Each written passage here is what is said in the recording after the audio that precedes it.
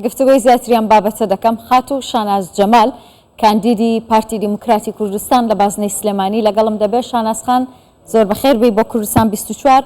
دەمەوێت سەرەتاوە بپرسم بۆچی هەڵەبجە هێندە بێ خزمەتگوزاریە؟ سەرەتا سوپاسدانەکەم، زۆر خۆشحاڵم کەم ئێوارەی لەگەڵ ئێوە بەشدارم. بێگومان خۆمان نەزانین بۆ بێ خزمەتگوزاریە.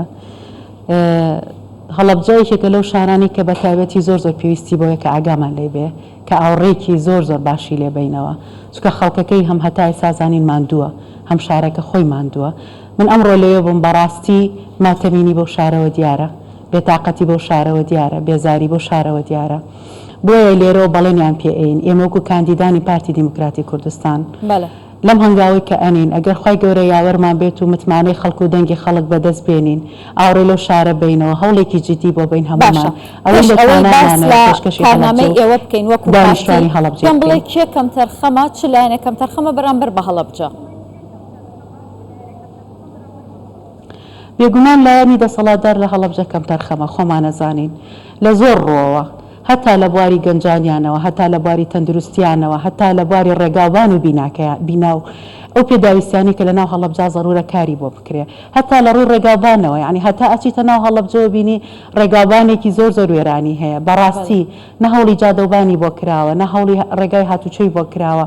ئێمە خۆمان نەزانین کێکەم تەرخەمە لەمە نامانوێ بچینە زۆر ناو تەفاسیلەوە، بەڵام هیوادارین وازەتون وتیژی بێنین، واز لە ڕق بێنین، واز لە کۆمەڵە قسە بێنین کە یەکتری پێ بریندارەکەین، بەڵێنی ئەوە بین لە داهاتوە ئێمە چی ئەەکەین نەک ڕق ببەخشین. منیش ئەمەوێت لەسەر ئەوە پرسیارت لێ بکەم لە بانگەشەی لایەنەکان و کارنامەیان بۆ هەڵەبجە دیارەکە کێ دەیەوێت خزمەتی هەڵەبجە بکات؟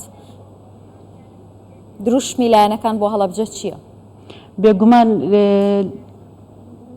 وەکو لایەنەکان من وەکو خۆم وەکو کاندیدی پارتی دیموکراتی کوردستان بە شانازیەوە نەک تەنها بۆ هەڵەبجە بۆ هەموو شارەکانی کوردستان ئێمە ئەوەی نیشانمان داوە هەموو کاندیدانی پارتی دیموکراتی کوردستان کە ئەمە ڕێبازی سەرۆک بەرزانی و متمانەی سەرۆک بەرزانیە بە ئێمەی بەخشیوە ئێمە بە ئارامی کار بکەین، بانگەشەی خۆمان زۆر لەسەر خۆ بکەین.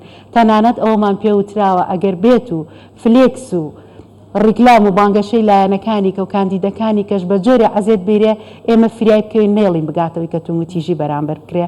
ئەمە ڕێبازی بارزانی و ئەمە کاندیدەکانی پارتی دیموکراتی کوردستانە. ئێمە هەمیشە ئارامی ئەبەخشینەوە و هەمیشە ئاوەدانی ئەبەخشینەوە، هەر خۆمان بانگەشەی ئارامی و ئاوەدانی و پێکەوەی ئەەکەین. بۆیە بەڵێنین بە خەڵکی کوردستان بە هەموو شارەکانی بێجیاوازی کە دڵنیابن متمانەمان پێ بکەن ئەم جارە پارتی دیموکراتی کوردستان ئارامی و ئاوەدانی و خۆشگوزەرانی ئەگەیەنێتە هەموو تاکێکی کورد.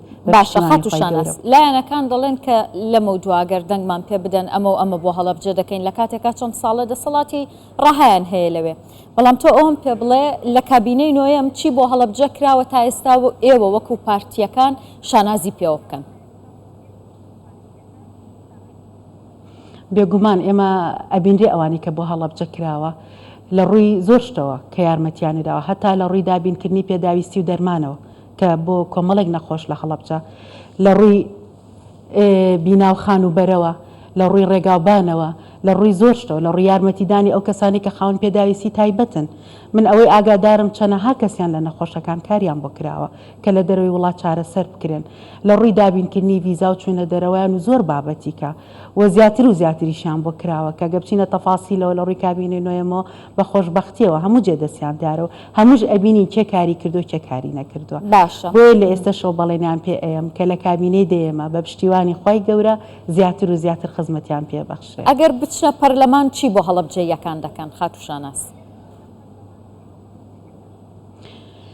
ئەگەر بچینە پەرلەمان بە پشتیوانی خۆی گەورە یەکەمین شت هەڵەبجە سومبلی ئێمەیە، سومبلی پێکەوە ژیانە، سومبلی ئاشتیە، چکە کاڵین پێکەوە ژیان خۆمان نەزانین کە لە شاری هەڵەبجە چۆن ئەڵێن تەڕوشک بە یەکەوە لە ناوچوو، بەڵام بەڵێنی ئەوەیان پێ منۆک و خۆم وەکو کچێکی کورد کە ئەچمە ئەوێ کە ئەوەی لە تواناما بێت تەرخەم نەبن بە تایبەتی لە لایەنی ئافرەتەکانەوە، پاڵپشتێکی تەواویان بین، بتوانین هەلی کاریان بۆ بڕەخسێنین.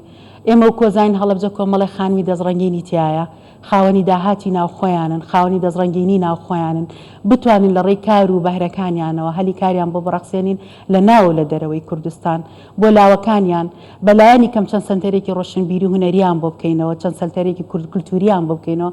ئێمە زین هەڵەبجە شاری کولتور و پێکەوە ژیانە، شاری کۆمەڵی ژنی ناوداری کووردە، کۆمەڵی کەسانی ناوداری کووردە.